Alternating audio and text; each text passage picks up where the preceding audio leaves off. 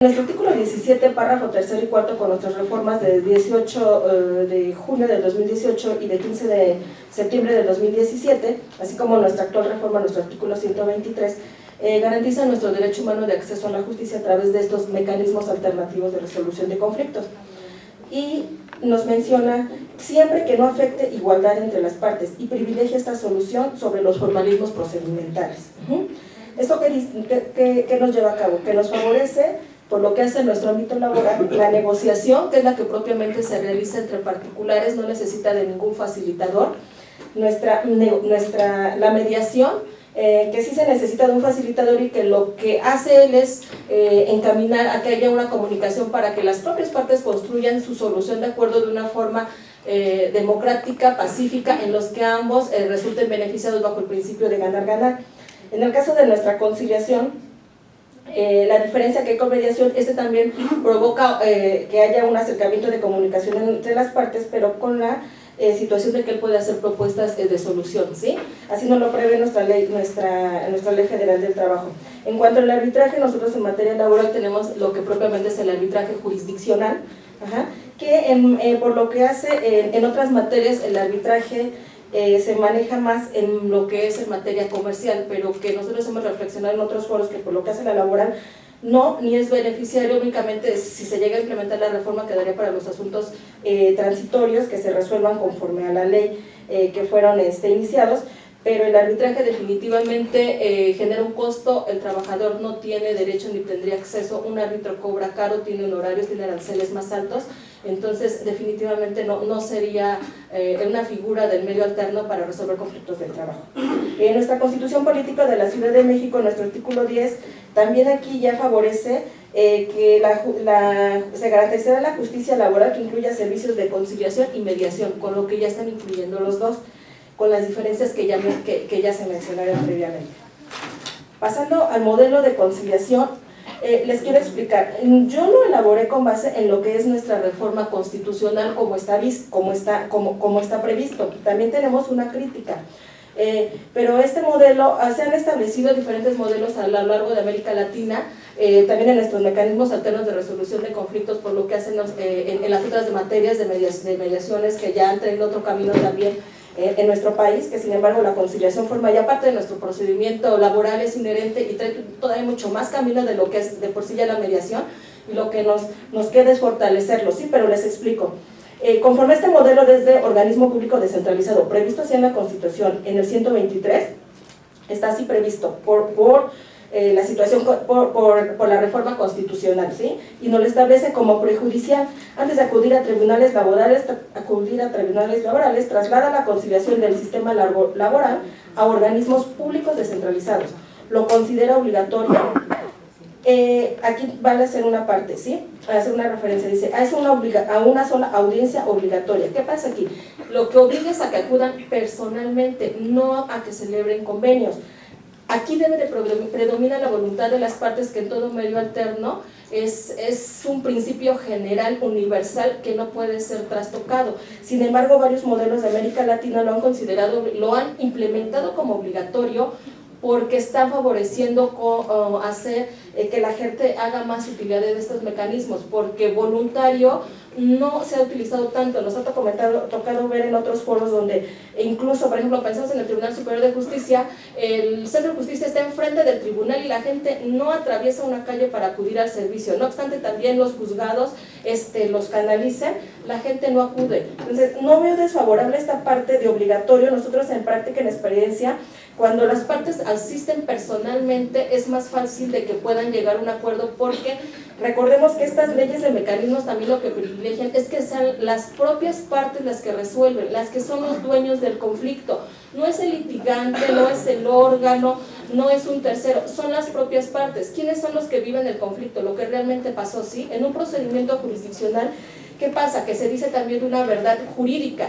se genera una demanda, se genera una contestación, se generan pruebas, y yo muchas veces he escuchado, y sabemos, el despido no se hace delante de muchas personas, ¿verdad? Se hace en lo privado. Entonces, ¿qué se hace? Pues inventa testigos y se inventa todas las pruebas, seleccionar, ¿sí? Entonces, lo que privilegia el mecanismo es precisamente, dice, al ciudadano hay que darle alternativas, o sea, o puedes resolver a través del procedimiento adversarial o a través de este mecanismo, que es darle más herramientas al ciudadano para que accese a una justicia más pronta, rápida, sin tanto formalismo como lo exige el procedimiento judicial. Es lo que mencionó también el CIDE cuando hizo este estudio para la reforma laboral, que lo analizó primero por lo que es materia penal y de repente le brinca lo que viene pasando en la materia laboral. Pero estas cargas de trabajo que existen en los tribunales es no exclusivo ni de la materia laboral, ni de las materias de otros tribunales de nuestro país, ni solo de nuestro país, es de América Latina, es de Europa, que los tribunales ya por esa congestión que tienen y esa capacidad que tampoco tienen para resolver de manera pronta y expedita, lo que hacen es favorecer también estos mecanismos. Entonces, volvemos, es obligatorio a esa sola audiencia, a la primera. Las subsecuentes dicen que será ya con el común acuerdo de las partes. Lo que aquí no nos deja claro después es la parte que después también mencionaremos en cuanto a la ley reglamentaria, que tendrá que favorecer también que fuera también después no nada más en esta prejudicial, sino que también fuera en el procedimiento, porque incluso nosotros en Junta donde tenemos mayor número de conciliaciones es en el procedimiento. Tenemos un 8% al inicio en las de fuera de juicio, que hacemos esos ejercicios, y que ni siquiera el litigante, las partes, el ciudadano, de una manera accesible, a veces sin tener que contar con abogado, porque el conciliador es el garante de la legalidad de ese convenio, no tiene que instar al órgano, y entonces se resuelve de una manera pronta. Recordemos que la ley del 31 lo que decía, favorecer la conciliación. El trabajador vive de su salario, o sea, no voy a esperarme 3-4 años a que resuelvan, y son 3-4 años que no nada más duran en nuestro tribunal laboral, o sea, dura en el Tribunal también Superior de Justicia. Junta tiene 20, el Tribunal Laboral tiene 20 juntas, los tribunales tienen más de 300 juzgados, tan solo su reforma penal ahorita llevan más de 100 juzgados para implementar esta oralidad, ¿sí? Bueno, por lo que se refiere también a este sistema, me refiere la oralidad y la inmediatez, que volvemos, tiene que ser sin ningún formalismo, sin escrito, sin tener que ofrecer pruebas, volvemos, es la verdad real de los hechos. Nosotros siempre decimos a los trabajadores, es que yo no sé qué, ni le puedo no creer o no creer en lo que usted dice, ¿sí? ¿Por qué? Porque realmente ustedes son los que conocen el conflicto, saben cómo pasó, hablemos con la verdad y asisten con el principio de la buena fe. Luego entonces también es inmediato, conforme a la reforma, porque dice que también se deberá señalar una fecha y hora debidamente fijadas de manera expedita, ¿sí?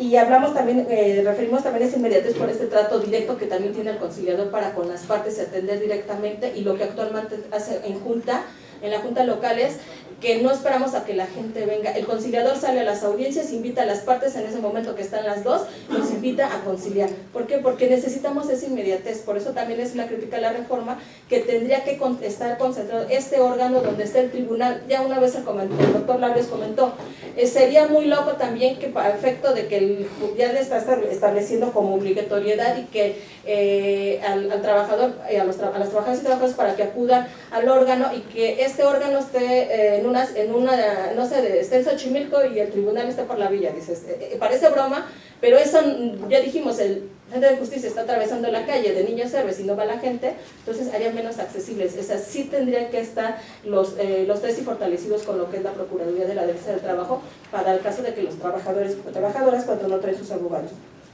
Por lo que hace el acuerdo, adquiere condición de cosa juzgada respetando los derechos adquiridos de las y los trabajadores. Hace ratito mencionaron que le da el carácter de fuerza de cosa juzgada. Esto se lo deja en la Constitución a que se reglamente, pero comentando con los compañeros del Tribunal Superior de Justicia, ellos también tienen en su ley de justicia alternativa esa parte, y comentábamos, y yo me acuerdo en mis clases también de Derecho Civil, es que cuando haces un convenio, las partes lo hacemos para cumplirlo, no para incumplirlo. Entonces partimos del principio otra vez de buena fe, y que también como ciudadanos tenemos que cambiar la forma en cómo resolvemos. Estos mecanismos van encaminados a resolver de una manera pacífica. Entonces, lo que garantiza también el cumplimiento de eso es que lo construyan las propias partes, no se lo impone un tercero con base en unas pruebas, y que las partes generalmente siempre hay uno que pierde y nunca queda contento, y a fin de cuentas se va a otro órgano, y este órgano también tiene otro criterio, y entonces las partes nunca intervinieron. De ahí la cuestión, por ejemplo, el medio alterno, que dice que favorece decía, por lo que hace la materia penal y cuando implementa el mecanismo alterno, dice es que es para favorecer a la víctima, dice que es la que menos es escuchada, dice tenemos una deuda con la víctima, y yo creo que es esa misma deuda que tenemos con la clase trabajadora, ¿sí? Porque no accede de manera fácil, o sea, siempre hay formalismos, como se necesita abogado, no debiese de ser. En esta parte también el modelo requiere una justicia alternativa, nosotros lo mencionamos horizontal. ¿Por qué? Porque es un nuevo sistema sugerido con las reformas judiciales que reconoce y legitima a los dueños del conflicto, participando en la solución del mismo, contrario al sistema tradicional de tribunales y jueces bajo un sistema de justicia vertical. Sí, estamos a la par. Y esa es una parte que se requiere de principio para todo mecanismo alterno, que haya equilibrio de poder. En esta parte se critica también, porque más adelante vamos a ver unos principios que deben contener los mecanismos alternos. Ahorita se los comentaré. Por lo que hace al modelo de organismo público descentralizado, en este modelo también lo establece como que es del Estado, son conciliadores que son servidores públicos.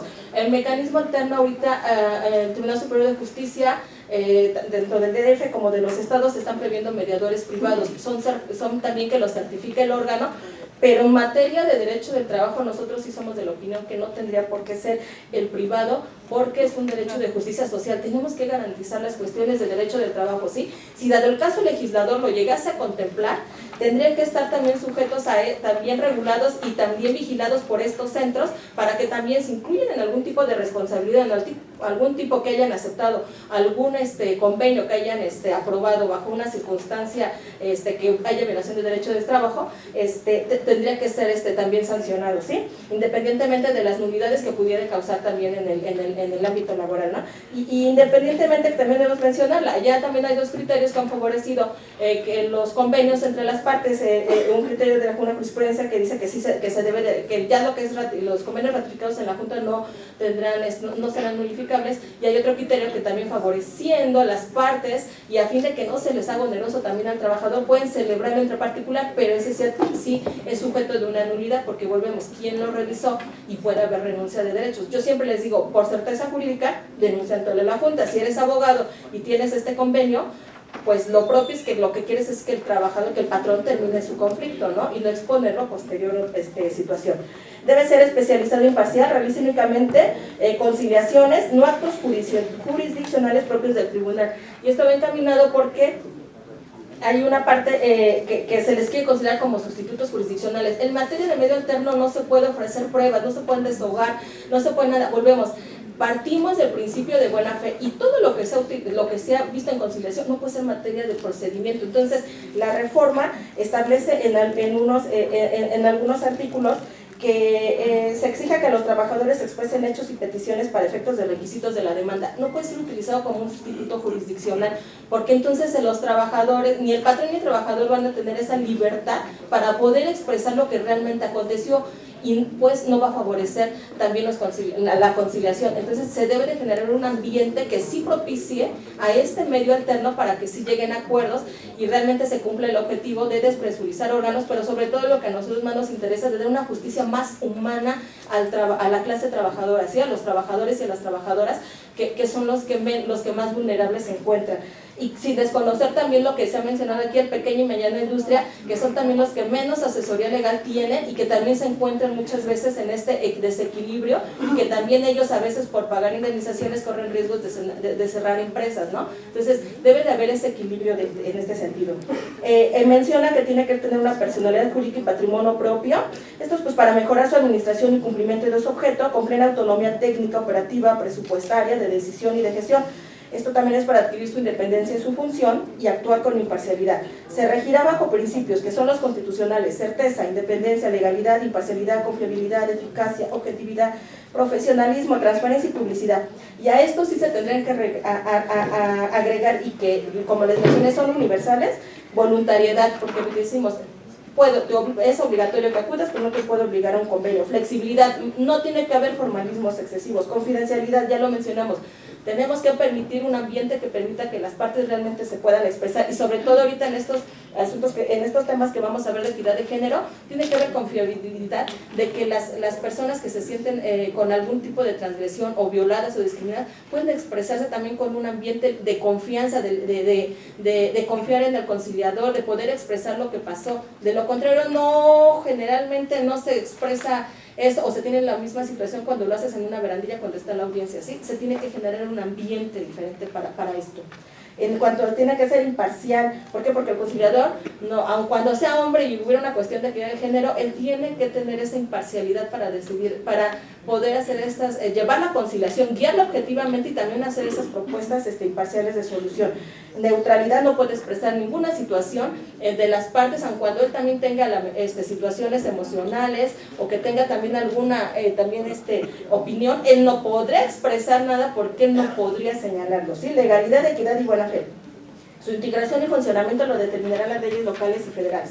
Bueno, ya también, para no repetir lo que ya se ha mencionado, también tiene este órgano la obligación de respetar, proteger y garantizar esos derechos humanos, de aplicar este derecho de convencionalidad, de aplicar esta igualdad y no discriminación con base en nuestra Constitución y en todo este marco internacional que ya se mencionó, que ya no lo repetiré, creo que aquí ya está mencionado. También tenemos que exige que todo órgano jurisdiccional en el país imparta justicia con perspectiva de género.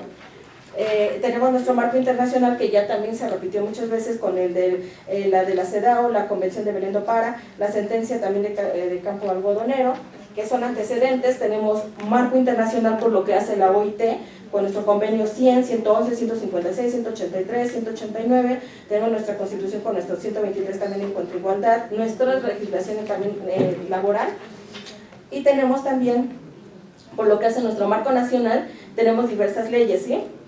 Nuestro 123 con nuestra fracción quinta que habla también de cuestiones de mujeres embarazadas, pero a mí lo que me interesa tocar es esta parte. Ley General para Igualdad entre Mujeres y Hombres. Bueno, les menciono rápido, hice una lista de leyes que hablan de estas cuestiones de equidad y género, y algunas de ellas contemplan la conciliación, y esto se los menciono para después pasar a la siguiente lámina.